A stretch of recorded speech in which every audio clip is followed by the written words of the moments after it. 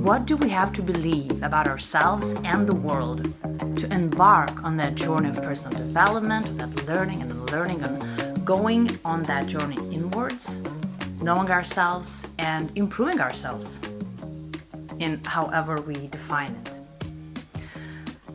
I think this question is so important, and this is the topic of today's episode. It was inspired, let me tell you, by a conversation I had literally just yesterday with a family member, and we're talking about this, I think hopefully sadly familiar situation when maybe there's a family member or, your loved one, a friend, someone who's close to you, and you say, oh my goodness, if only they understood, if only they took that certain action that I think is good for them, and it's quite obvious, it's, objectively like that would be the good thing for them to do, but they're not doing that. And of course, we have to apply that to ourselves, and there are definitely always, I think, actions and just things we can do that would be in our interest, but somehow we still don't really, we might realize that, but we're not taking the action, which is, the point. So my question for today is, what has to be there at the core so we take that action, so we invest in ourselves? Like, what are the beliefs from which actions would stem? And I was thinking about it, recently, and I realized that no, I actually haven't been thinking about it recently. I've been thinking about it for a long time already.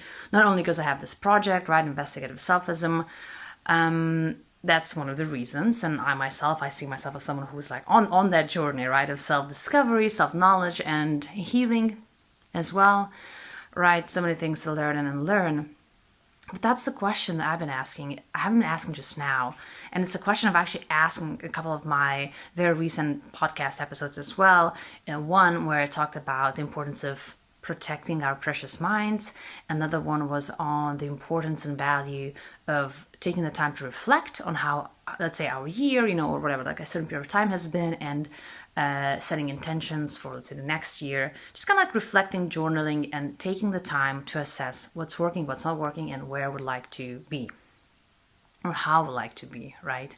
Not only the doing goals, but the being goals as well.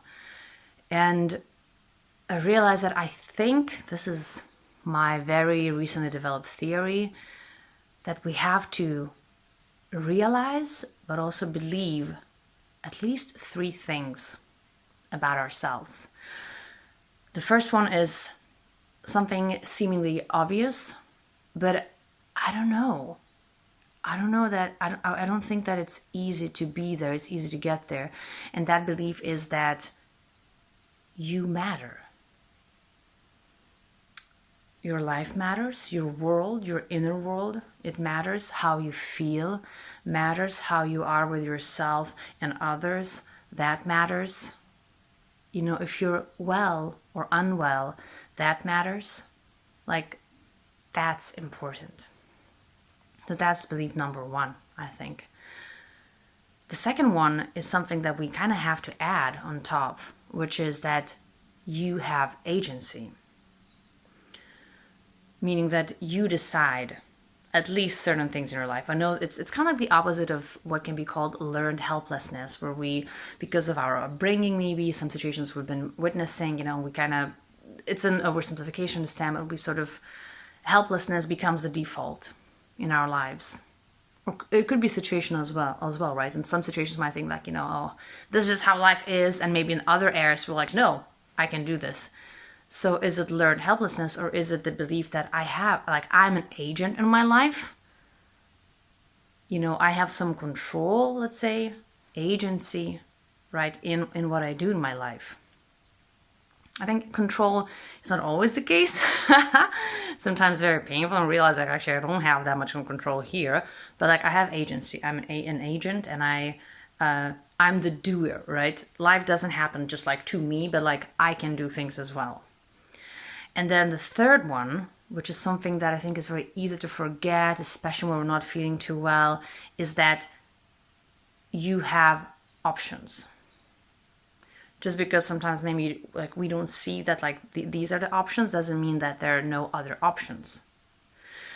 I like the quote by It's not a very inspiring quote, but if you've watched Parks and Rec, I might remember when Chris was talking to Leslie in one of the episodes, and he was saying, well, these are your options.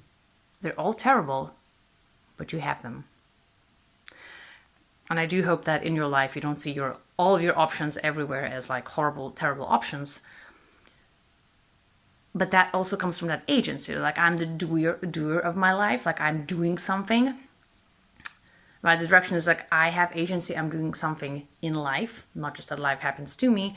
And then as I sort of think what to do, I have more options, have more choices than what I might think at first.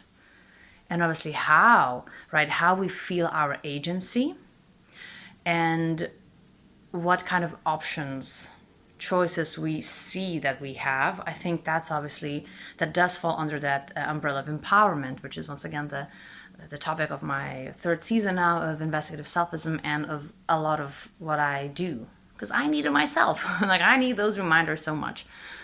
But so I think agency and options, when we realize that fully and we believe that, like, yes, this is how it is, then we feel a bit more empowered. Then, like, it doesn't matter what I do, I have no options, I have no choice, and then like, ooh, the helplessness mindset. But not to have that, we have to start, I think, with the belief that we matter. Because when you think about it, without that, why to take that action? Why to change anything? Because then nothing matters. Which is a very sad thought to have, and not a very empowering one either. So I'm recording this as the year is ending, but it's really not just a message for the end of the year. I think it's a strong reminder for any day, and especially if you haven't been thinking about these topics recently, I think then these reminders are very needed. And once again, I apply it to myself as well. So this is my last episode of this year. More coming the next year, so there's no big significant gap there. But I do want to leave you with this message that, of course, just like you think that others matter, you matter.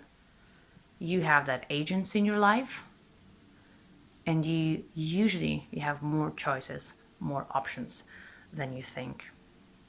That it's this art of finding them, right, of like seeing through, kind of gaining new perspectives, gaining new tools that then open our minds, right? And then we realize that, actually this is another choice that I have, or I haven't considered this before.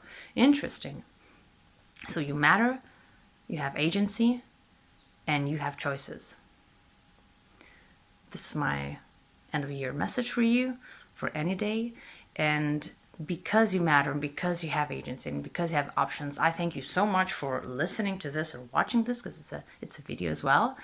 I thank you so much for your time, and I'm very, very glad that you see yourself as being important enough, so you know that you matter, to take the time and invest it into your own well-being, your own future, your own understanding of the world, because that is how our lives are, right? This is how we create our lives, here first, and then it goes outwards. So, thank you so much, and I'll see you soon.